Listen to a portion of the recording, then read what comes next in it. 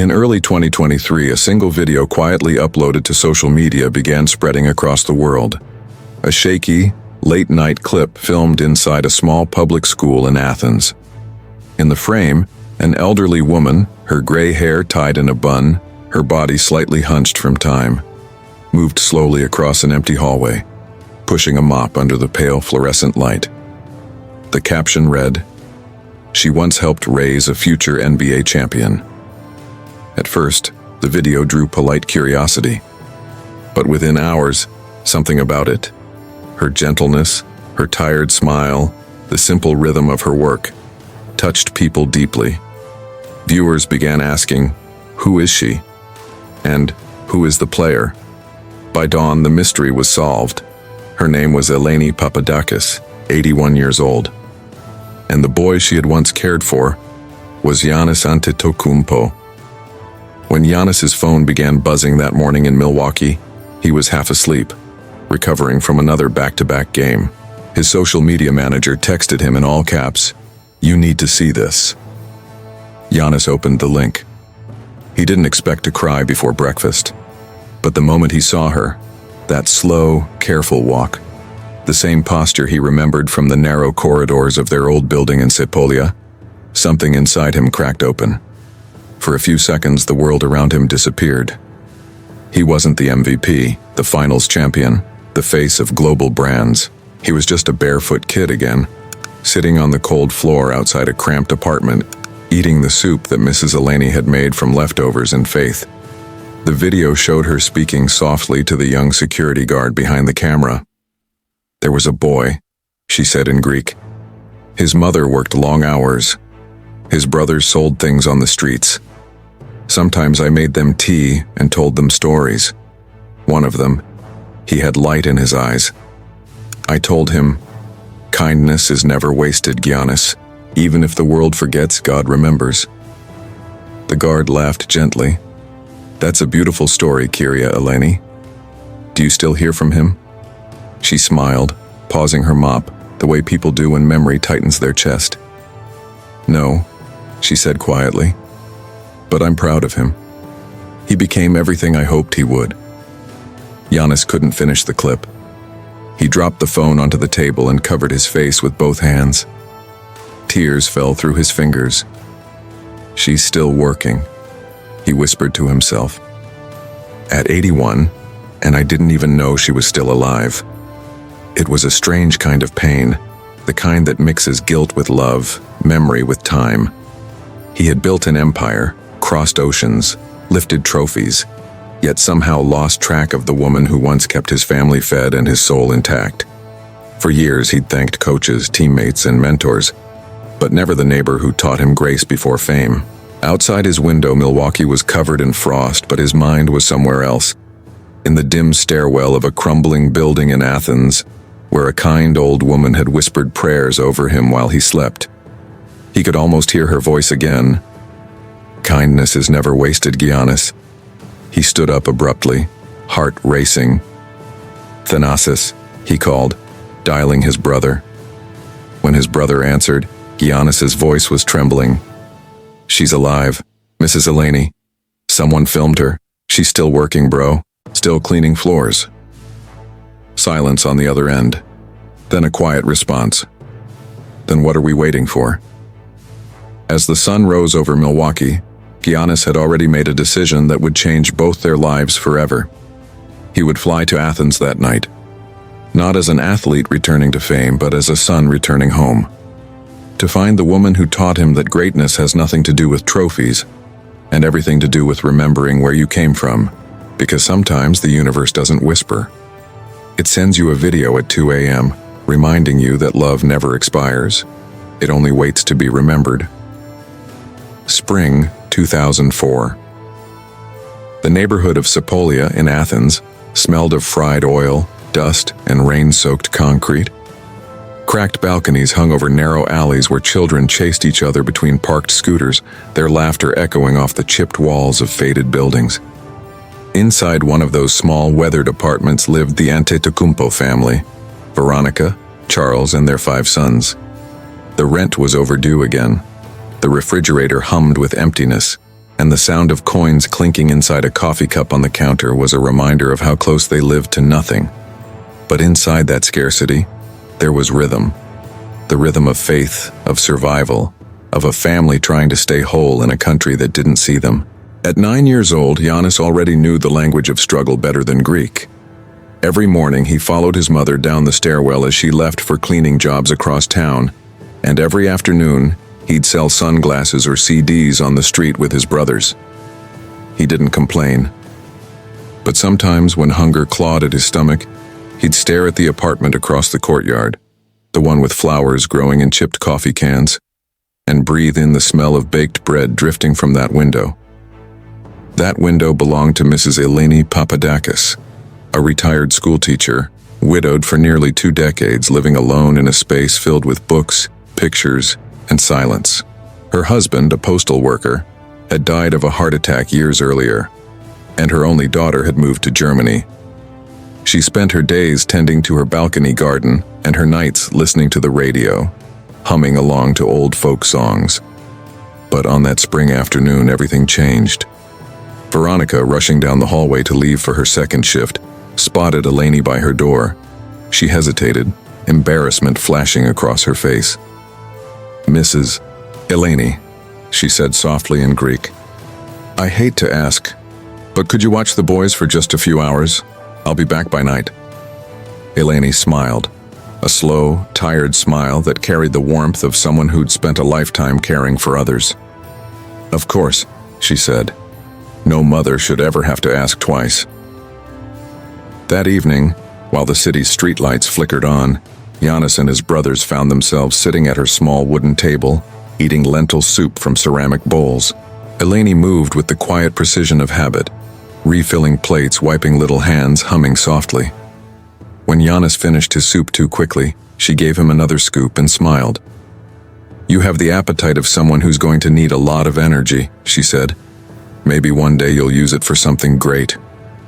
That night, she walked them home, one hand holding Giannis's shoulder, the other gripping her old wooden cane. Before leaving, she turned to Veronica and said, "Don't ever apologize for needing help. The world turns because of the kindness we share."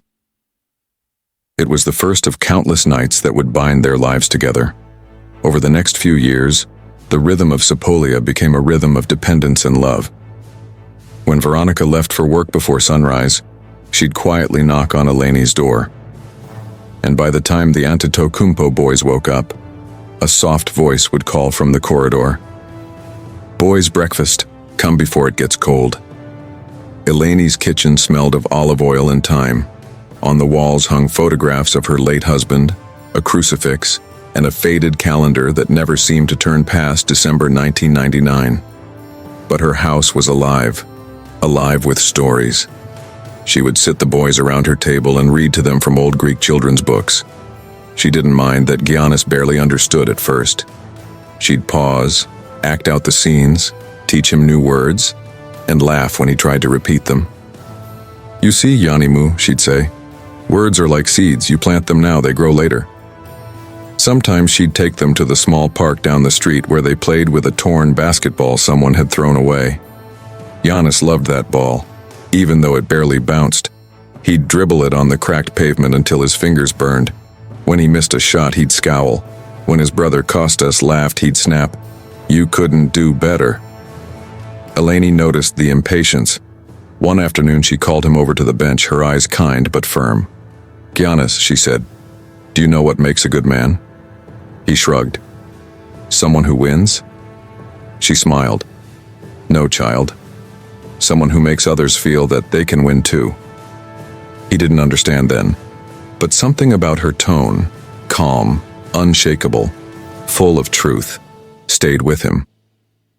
Later, when he'd see her sitting alone on her balcony, he'd wave. She always waved back, holding up the same rosary beads she used when she prayed. Years passed and Athens grew harsher. The financial crisis hit. Jobs disappeared. The building's electricity would sometimes go out for hours. Giannis remembered nights studying by candlelight, his stomach aching, hearing his mother sigh in the dark. But he also remembered the smell of Eleni's lentils, the sound of her gentle laugh and her stories about faith and patience. "God doesn't forget good hearts," she'd say, ladling soup into his bowl. "Even if the world looks away, he doesn't." Sometimes she'd slip coins into his pocket when he went out to sell on the streets. "Don't tell your mother," she'd whisper. "It's not charity, it's investment."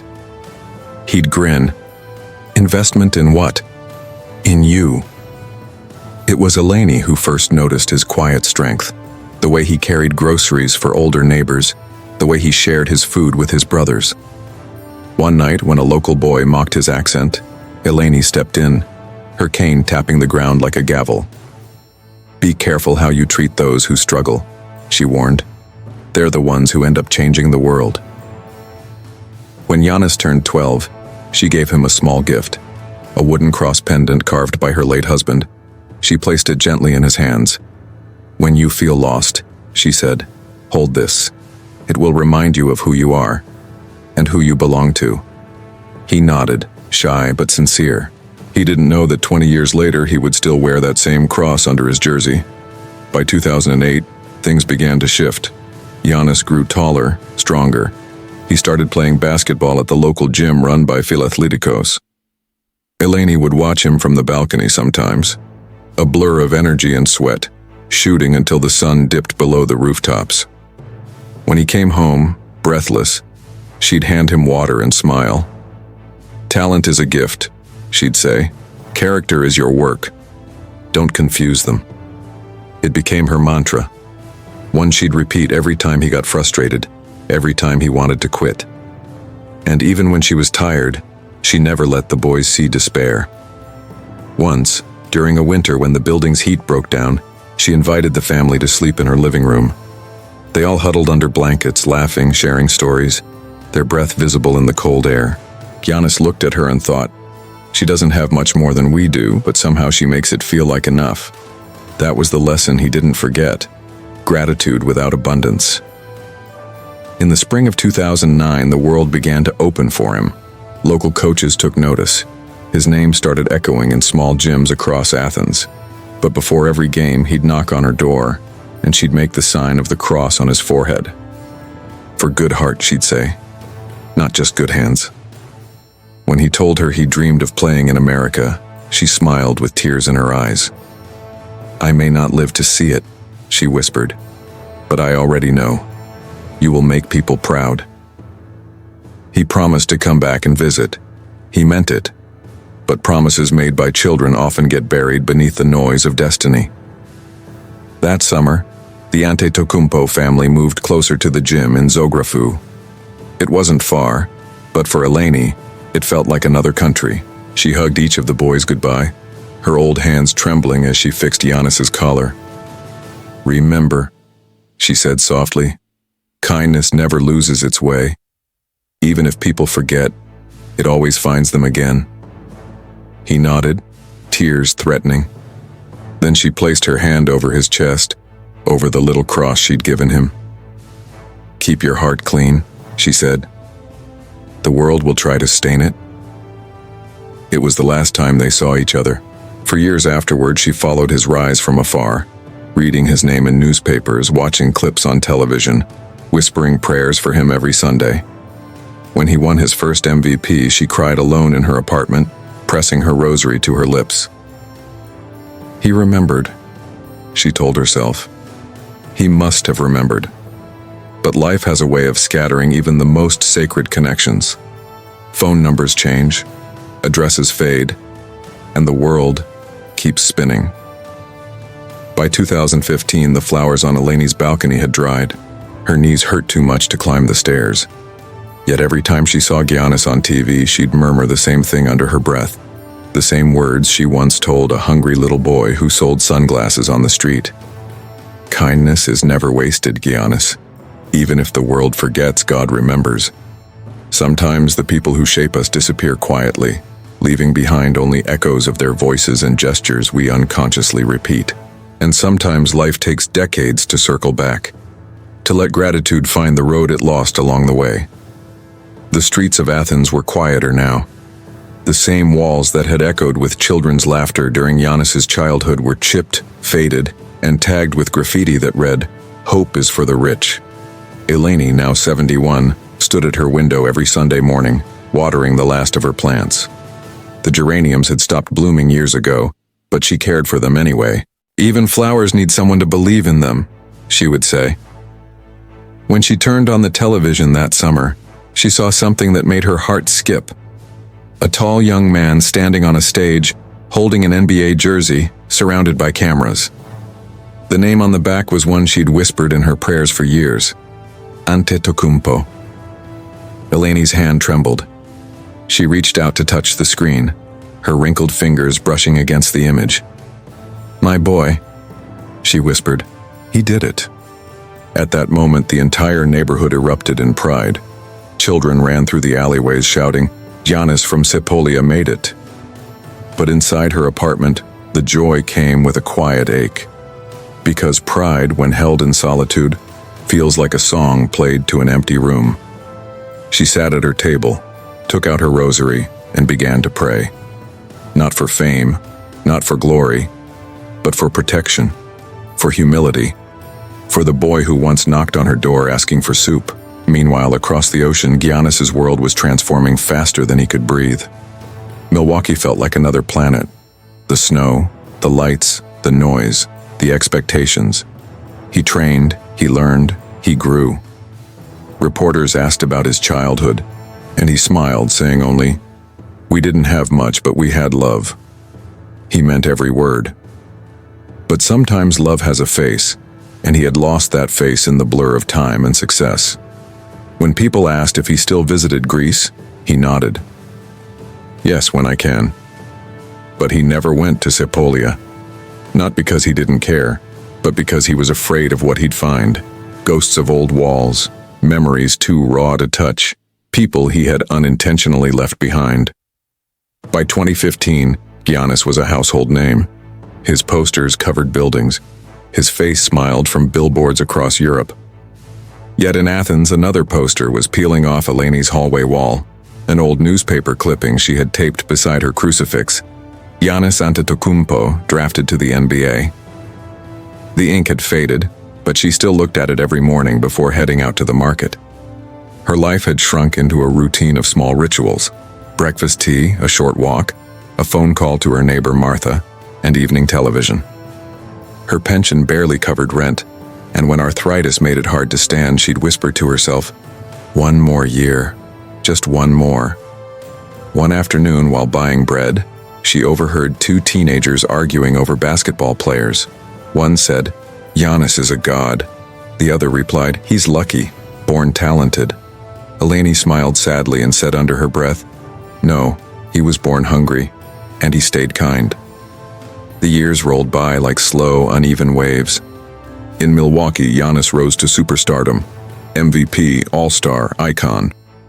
In Sepolia, Eleni's world grew smaller. The same walls, the same corridor, the same soft radio playing hymns late into the night. Sometimes she'd watch his games alone, sitting at the edge of her couch, whispering advice as if he could hear her. "Slow down, Johnny Moo. Don't force it. Breathe." And when he smiled after a win, she'd smile too, because kindness, she always believed, could still be seen, even through a television screen. By 2018, Eleni's body began to fail her in ways she didn't speak about. Her hands trembled from arthritis, her eyesight dimmed. But the hardest thing wasn't physical pain. It was the silence. Her daughter rarely called. Most of her old friends had passed away, and though she still lived in the same building, the new tenants barely knew her name. One evening, the electricity went out. She lit a candle and sat by the window, staring at the flickering light of the city below. In that glow, she whispered to herself, "He must be somewhere under this same moon." Then she closed her eyes and remembered the laughter of 5 little boys in her kitchen, the smell of lentils, the sound of Giannis calling, "Kyria Eleni, look, I can reach the shelf now." Her eyes filled with tears. "God," she whispered, "thank you for letting me see what he became, even from afar." Giannis, halfway across the world, carried invisible echoes of her voice everywhere he went. When reporters asked about his humility, he'd smile and say, "Because we had people who showed us what matters." But he never told the full story, never mentioned the neighbor who fed them when the fridge was empty, or the woman who told him that talent fades but kindness lasts. He didn't hide her. He simply thought she was gone. Success can sometimes blur memory like a bright light blinds the eyes. He intended to look back, after the playoffs, after the next contract, after the next award.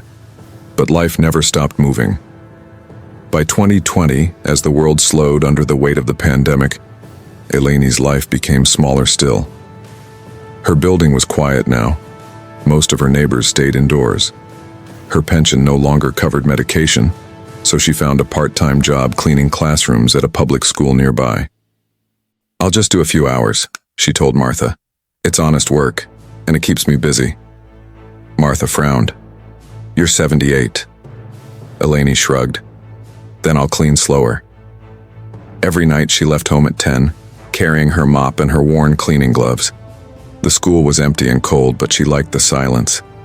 It reminded her of the peace she used to feel when the boys finally fell asleep. Sometimes she'd hum old hymns as she wiped the desks, whispering prayers for children she'd never meet. One night, while scrubbing a chalkboard, she found herself whispering aloud, "Giannis, I hope you're happy. I hope you still pray before you sleep." She didn't know that, on the other side of the world, Giannis still did. When the Bucks won their championship in 2021, the streets of Athens exploded in celebration. People danced, waved flags, and shouted his name. Eleni watched the broadcast, tears streaming down her face. "He made it," she murmured. "He really made it." But then, as the confetti fell on television, her smile faded. Because behind every celebration, there's always someone watching alone. That night, she sat at her table and opened her old notebook, the one where she used to write down recipes and prayers. She wrote a single line. "Kindness never asks for recognition. It only hopes to be remembered." In Milwaukee, the season ended with cameras, parades, and interviews. Giannis spoke about family, resilience, and gratitude. But when he returned home that night and placed his medal on the shelf, he felt a strange emptiness, the kind that success cannot fill. He sat by the window, looking out at the city lights, and suddenly thought of the apartment stairs in Sepolia, of a wooden cross around his neck, of a woman's voice saying, "Keep your heart clean." He didn't know why the memory hit so hard. Maybe because silence, after applause, echoes louder than any cheer. He whispered her name for the first time in years, Eleni. In 2022, Eleni's arthritis worsened, but she refused to stop working. "Movement keeps the soul alive," she told Martha, though every step burned like fire. One evening, after finishing her shift, she stopped by a convenience store to buy bread. The cashier recognized her from the neighborhood and said kindly, "You know Kyria Eleni, you look just like that boy's grandmother. The basketball player. What's his name?" She smiled, tired but amused. "I'm not his grandmother," she said softly, "but I used to make him soup." That winter, Athens was colder than usual. Eleni's heater broke, and she couldn't afford repairs, so she layered blankets and kept working 6 nights a week. Her hands ached, her back stiffened, but she never complained. When Martha begged her to stop, she replied, "I'd rather wear out than rust." And still she prayed every night for Giannis, that he'd stay humble, that he'd stay grateful. She never imagined he would one day see her again. Narrator's reflection. Life has a cruel way of testing both pride and love. We tell ourselves that those who shaped us will always be there, just waiting for our return. But time is not patient. It erases paths faster than we can walk them. And yet somehow the heart remembers. In 2023, fate decided to remind them both. It happened quietly, as most miracles do. A young security guard named Nikos worked the night shift at the same school where Eleni cleaned. He was new, restless, and always scrolling through his phone during breaks. One night he asked her, Kyria Eleni, is it true you knew Giannis Antetokounmpo?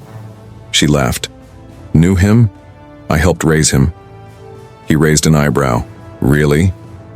Of course, she said proudly, though her tone was humble. He used to come to my apartment. I taught him to say thank you before he ate. Nikos grinned. You should tell that story on TikTok. She waved her hand. No one would care about an old woman. But he cared. He began filming her with his phone, asking gentle questions as she cleaned. Do you miss him? Every day, she said, but I'm proud of who he became. He posted the video that same night with the caption, Meet the woman who helped raise the Greek freak. When he arrived for his next shift, the video had over 1 million views. Eleni didn't understand at first. Why are people commenting? She asked. Nikos smiled. Because kindness never goes unnoticed, Kyria Eleni. Across the ocean, in Milwaukee, the world of bright arenas and luxury suddenly collided with the humble light of a Greek classroom. Giannis's phone buzzed with hundreds of messages.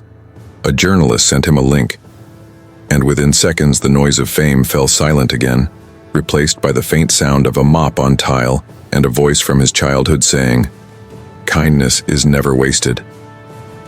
For a long moment he couldn't move. He felt his throat tighten, his heartbeat quicken. She was alive, and still working. He whispered her name again, this time through tears. Eleni. It's strange how the universe remembers what we forget. Sometimes it takes the glow of a phone screen to bring back the faces that built our humanity. Giannis had conquered the world, but in that moment, all he wanted was to return to a narrow street in Sapolia, to knock on an old wooden door, and to say thank you. Because success is loud, but gratitude, when it finally speaks, is even louder. Morning sunlight spilled through the blinds of Giannis's Milwaukee apartment, cutting stripes of gold across the floor. He hadn't slept. The video kept looping in his mind, that trembling image of an old woman wiping desks under the humming lights of a deserted school. Every time he closed his eyes, he saw her face. The same face that had leaned over a pot of lentils 2 decades earlier, whispering, Eat, child, tomorrow will be better.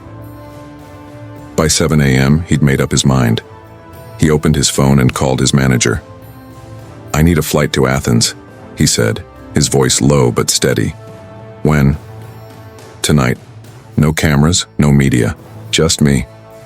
There was a pause on the other end. Is everything all right, Giannis? He took a breath. I think I forgot someone who never forgot me. That afternoon, the internet exploded with the video. Fans all over the world reposted it with captions like, This broke me and faith never gets old.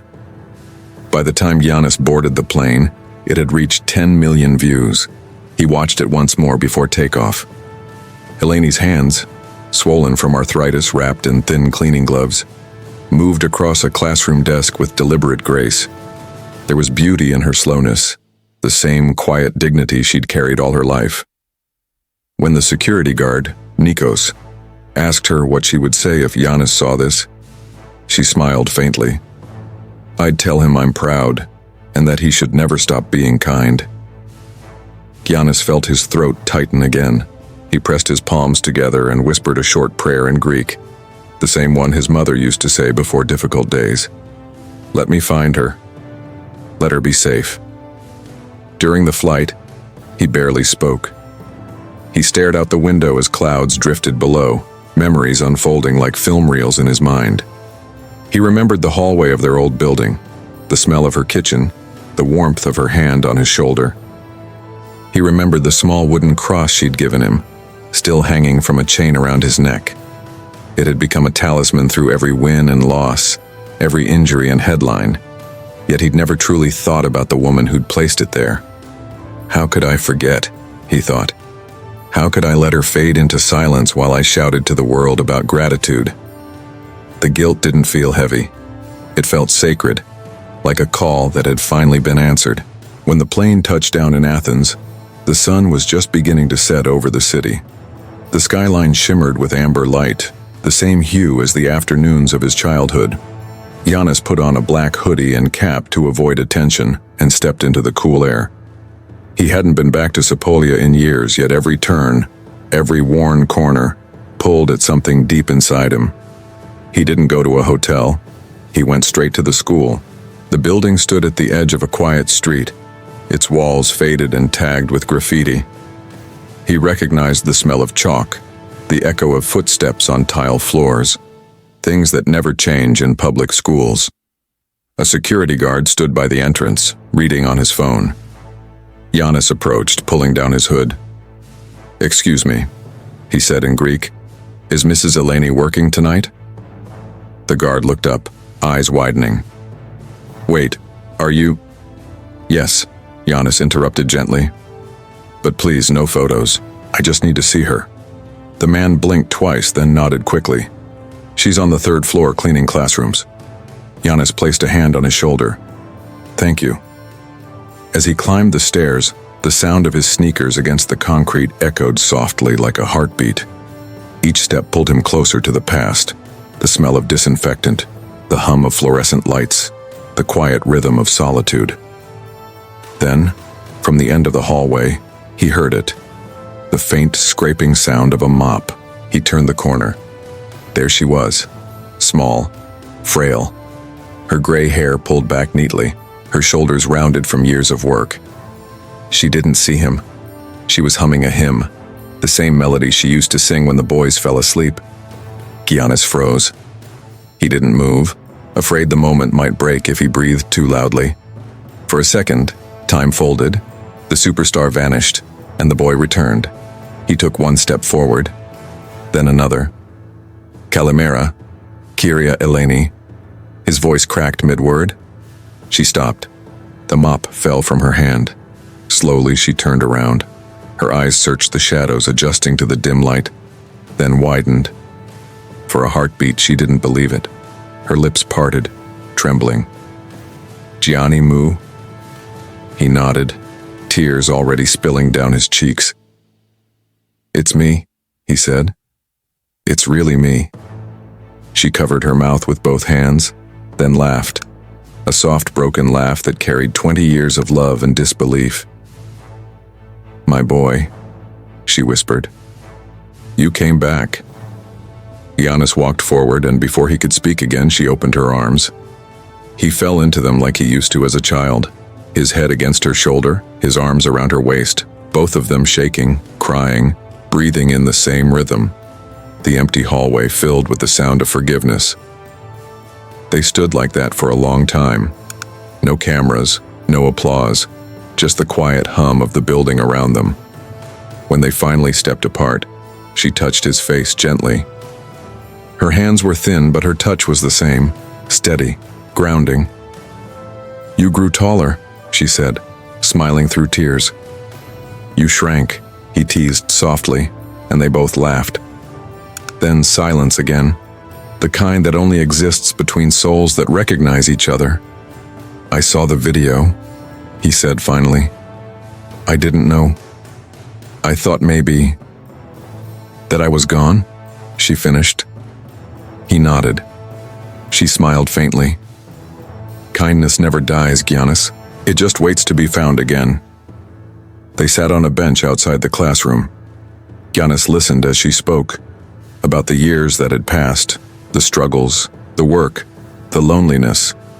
She told him she had diabetes now, that her knees ached in the winter, but that she still liked to move because it kept her alive. He tried to hide the pain in his face, but she saw it. "Don't look sad," she said. "I chose this life. God gives each of us a field to tend. I just kept tending mine." He took her hand, calloused, trembling, warm. "I should have helped you," he said. "I should have looked for you."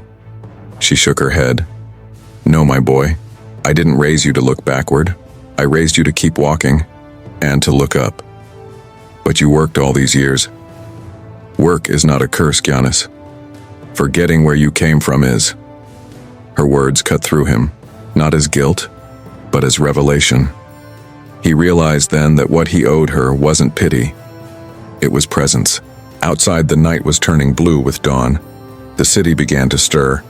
Cars rumbled in the distance. Giannis looked at her and said, "Come with me, please. You're not working another night here." She smiled, shaking her head. "And do what? Sit around? I'd die of boredom." "Then work with me," he said quickly. "Work for something new. Help me teach my kids what you taught me." She blinked, confused. "Your children?" He nodded. "They need you more than I ever did." Eleni laughed, that soft, tender laugh that sounded like a prayer released. "You're serious?" "Completely." He stood up and reached into his pocket. From a small pouch, he pulled out something she hadn't seen in decades, the wooden cross pendant she'd given him as a child. He still wore it, the surface smoothed from years of rubbing during games and flights. He placed it gently in her hand. "I never took it off," he said. "Not once." Her fingers closed around it, trembling. Tears filled her eyes again. "All these years," she whispered, "you carried me with you." Giannis smiled. "You carried me first." They walked out of the school together, the morning light spilling over them. Nikos, the young security guard who had filmed the video, froze when he saw them. Giannis shook his hand. "Thank you," he said. Nikos stammered. I didn't think." "You reminded the world what kindness looks like," Giannis replied. "Never stop doing that." He helped Eleni into the car waiting outside. Before closing the door, she looked back at the school, the place that had been her silent world for years. "Goodbye," she whispered. "You gave me purpose when no one else saw me." Giannis watched her, realizing how grace can exist even in exhaustion. Back at his hotel, he called his brother, Thanasis. "She's here," he said, voice unsteady. "Thank God," his brother replied. "What now?" Giannis looked at Eleni sitting by the window sipping tea. "Now," he said softly, "we make sure she never has to work again." 2 days later, news leaked of Giannis's visit to Athens. Photos surfaced of him walking with an elderly woman through the streets of Sepolia, holding her hand. The internet filled with speculation. Who is she? Then he posted one single image on his own account. Giannis holding Mrs. Eleni's hand, both smiling under the morning sun. The caption read, "This is Mrs. Eleni Papadakis, my neighbor, my teacher, my angel. She helped raise me when I had nothing. She taught me that greatness comes from character, not talent. And today, it's my turn to take care of her." Within minutes, millions of hearts flooded the comments. Fans wrote things like, "This is why we love you, and you made me call my grandmother." But for Giannis, it wasn't about the headlines. It was about closure, not of debt, but of destiny. That evening, he brought Eleni to a small restaurant overlooking the Acropolis. They ate slowly, laughing between memories. At one point, she looked at him and said, "You know, I used to pray every night that you'd stay good, not just great. And you did." Giannis smiled. "I had a good coach." She shook her head. "No, you had a good heart. I just reminded you to listen to it." When he escorted her back to her hotel room, she stopped at the door. "I don't know how to thank you," she said. "You already did," he replied. "You gave me something the world can't. A soul." She touched his face once more, her thumb brushing away a tear. "You always had one, Johnny Mo. You just needed to remember. Some reunions aren't planned. They're orchestrated by time itself. Two lives that drifted apart for decades finally found their way back, guided not by fame or coincidence, but by gratitude long overdue." And somewhere inside every person who watched that viral video, something shifted. Because kindness, quiet, unrecorded kindness, is what truly endures when the trophies fade and the lights go out. That night, Giannis wrote in his notebook a single sentence before sleeping. "Greatness begins the moment you remember who carried you when you couldn't walk." A week after their reunion, the city of Athens began whispering about something beautiful. No cameras had captured the moment Giannis walked Mrs. Eleni out of that dimly lit school, but the photo he posted, his hand holding hers, the caption full of love and humility, had already traveled around the world. What few people knew was what came next. Giannis didn't just want to help her live comfortably. He wanted to honor her the same way she had once honored him, quietly, meaningfully, without spectacle. He met with local officials in Sepolia and explained his plan. He would renovate the abandoned community gym near their old building and turn it into a center for education and care for the elderly, named after her, the Eleni Papadakis Foundation, a place where retired teachers could tutor poor children, and where elderly people could live with dignity, surrounded by love and company. When she heard about it, Eleni's reaction wasn't pride. It was disbelief. She shook her head, tears rolling down her cheeks. "Giannis, I don't deserve something like this," she whispered. He smiled gently. "Then it's perfect, because the people who deserve the most never think they do." The opening ceremony was small but intimate. No media press lines, no sponsors. Just a group of children from the neighborhood, a few elderly teachers, Giannis's family, and Eleni sitting in the front row in a simple beige dress, her hands folded over her cane. The building was bright, yellow walls, sunlight flooding through big windows, the smell of new paint and fresh beginnings. On the front wall, a plaque read, "The Eleni Papadakis Foundation, a home for kindness." Kindness is never wasted. Even if the world forgets, God remembers. When the curtain dropped and the crowd applauded softly, Eleni looked at Giannis, speechless. He leaned close and whispered, "You gave me faith. Let me give it back to others." Later that afternoon, he stood on stage to give a short speech. His voice was calm but carried the weight of something sacred. "When I was a boy," he began, "there was a woman in my building who fed my brothers and me when our mother couldn't.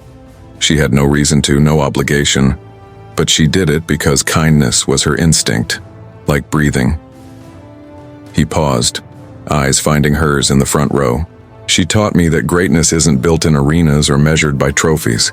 It's built in kitchens, hallways, and hearts that refuse to stop caring." The audience was silent, hanging on every word. "She thought I'd forgotten her," he continued, voice breaking slightly. "But the truth is, you can never forget the people who built your soul. You just wait too long to thank them." He turned to her and smiled softly. "This isn't a gift, Kyria Eleni. It's a mirror, so the world can see what real greatness looks like." Eleni's eyes glistened. She didn't clap. She simply nodded, placing her hand over her heart. That evening, as the sun dipped behind the Acropolis, they walked together through the courtyard. Children were playing basketball, their laughter echoing through the open windows. Eleni watched them, her eyes full of quiet joy. "Do you hear that?" she asked. Giannis nodded. "That's what kindness sounds like when it keeps growing." He looked around, the colors, the laughter, the sense of peace, and realized this moment wasn't about repayment. It was about restoration. The woman who had once fed his body had now fed generations through him. Before she left that night, Giannis insisted on taking her to one more place, the old apartment building in Sepolia. It looked smaller now, almost fragile. The paint was peeling, the balconies rusted, but when they stood outside, both fell silent. Eleni leaned on her cane and smiled. "This place saw everything." Giannis nodded. "And it made us who we are." He turned to her, his expression soft but certain. "You know, sometimes I wonder how life decides who crosses our path." She smiled. "God doesn't make random introductions, Johnny Moo." Then she looked up at him, eyes shimmering. "You found me again because you never stopped being that boy." He laughed gently. "The one who ate all your soup? The one who listened when no one else did," she said. "And that's why you'll never be empty." A week later, before flying back to Milwaukee, Giannis visited her one last time at her new home, a sunny apartment provided by the foundation he'd created. On the table sat a fresh loaf of bread and a small pot of lentil soup. Eleni had cooked it herself. She insisted he eat first. "Old habits die hard," she said, smiling. They talked about everything and nothing, his kids, her garden, the weather. At one point, she reached across the table and touched his hand. "I don't know how many more years I have," she said quietly.